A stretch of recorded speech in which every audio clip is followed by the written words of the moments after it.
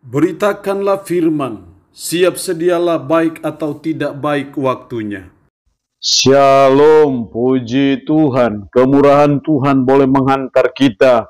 Ada lagi dalam renungan harian di hari ini. Nah, firman Allah yang menjadi renungan kita bersama di hari ini saya ambil dari Injil Lukas pasal 22 ayat 14 sampai dengan ayatnya yang ke-38. Secara khusus saya baca 14 sampai ayatnya yang ke-16, firman-Nya berkata demikian. Ketika tiba saatnya Yesus duduk makan bersama-sama dengan rasul-rasulnya, katanya kepada mereka, "Aku sangat rindu makan Paskah ini bersama-sama dengan kamu sebelum aku menderita. Sebab aku berkata kepadamu, aku tidak akan memakannya lagi sampai ia beroleh kegenapannya dalam kerajaan Allah." Demikian sabda firman-Nya hari ini yang intinya mengajar dan menasihati kita ciri-ciri menjadi murid Kristus. Kalau kita menjadi murid Kristus, lalu apa ciri-ciri yang harus nampak, yang harus ada dalam hidup kita sebagai umat, sebagai orang percaya, yang menunjukkan bahwa kita itu adalah murid Kristus yang baik. Itu berarti bahwa lain kali ada murid Kristus yang baik, tapi tidak bisa dipungkiri ada juga murid Kristus yang tidak baik. Nah, secara khusus hari ini kita akan belajar bagaimana ciri-ciri menjadi murid Kristus yang baik, yang berkenan kepada Tuhan.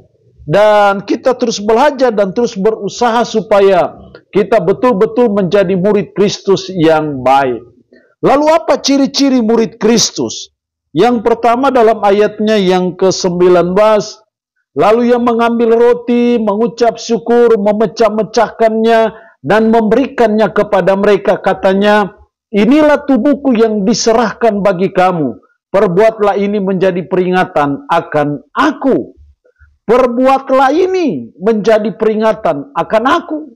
Itu adalah perintah Yesus bagi murid-muridnya, bahwa harus melaksanakan perjamuan kudus seperti yang kita selama ini lakukan. Perbuatlah ini.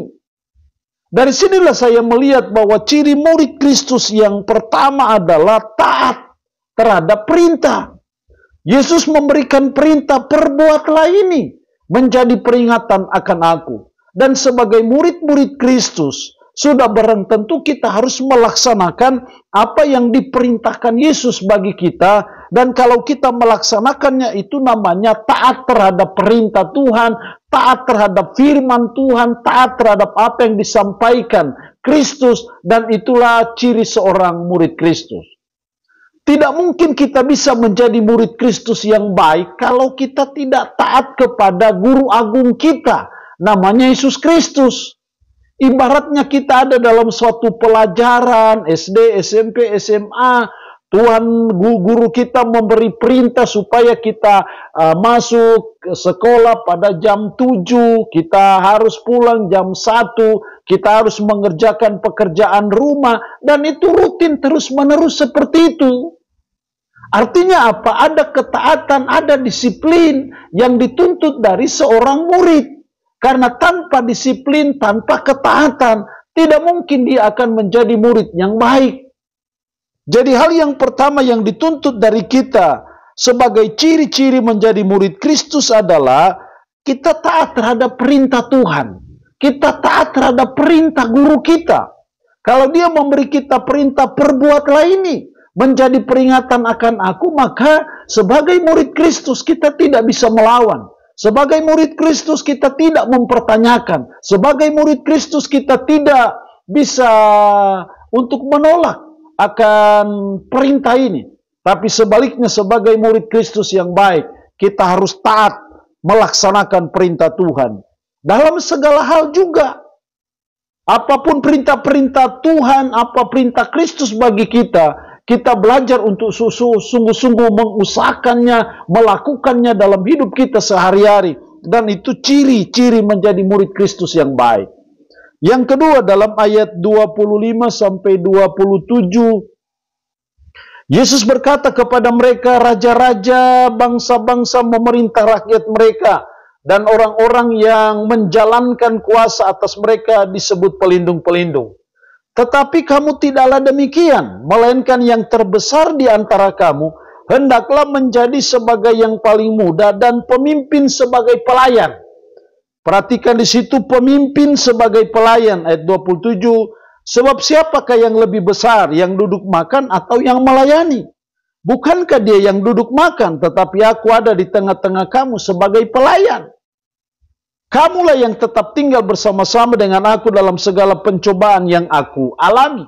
Di sini kita melihat bagaimana seorang pemimpin yang berjiwa melayani. Bagaimana sebagai seorang pemimpin pelayan, pemimpin hamba. Di sini kita melihat hal yang kedua, ciri menjadi murid Kristus adalah berjiwa pelayan, berjiwa melayani. Seperti yang diteladankan Yesus kepada murid-murid pada waktu itu. Dalam ayat 27, sebab siapakah yang lebih besar? Yang duduk makan atau yang melayani? Jelas yang duduk makan. Bukankah dia yang duduk makan? Tetapi aku ada di tengah-tengah kamu sebagai pelayan. Yang lebih besar jelas yang duduk makan. Tetapi Yesus selalu mau berkata, tetapi kamu lihat saya. Saya ini yang paling besar di antara kamu, tapi saya bukan hanya duduk saja, tetapi aku ada di tengah-tengah kamu sebagai pelayan yang melayani. Di sinilah saya melihat ciri-ciri menjadi murid Kristus yang baik itu adalah berjiwa pelayan, berjiwa melayani. Meskipun kita top leader, meskipun kita pemimpin, tetapi selalu berhati hamba, selalu berjiwa melayani. Itu ciri seorang murid Kristus yang baik. Jadi murid Kristus yang baik bukan seorang pemimpin yang memimpin dengan gada besi, tongkat besi. Pemimpin yang adalah ciri murid Kristus yang baik itu dia selalu berhati melayani. Dia berjiwa melayani. Karena berjiwa melayani itu adalah salah satu tanda kerendahan hati kita. Jadi pemimpin yang notabene-nya adalah murid Kristus, maka cirinya dia harus berjiwa pelayan. Mari kita belajar membangun jiwa hati yang selalu mau ingin melayani dan bukan dilayani. Kita selalu belajar dari Yesus. Sekalipun Yesus itu guru agung, murid-murid, tapi Yesus membasuh kaki murid-murid, tapi Yesus melayani murid-murid. Itulah pemimpin yang baik, yang berjiwa pelayan atau berhati hamba.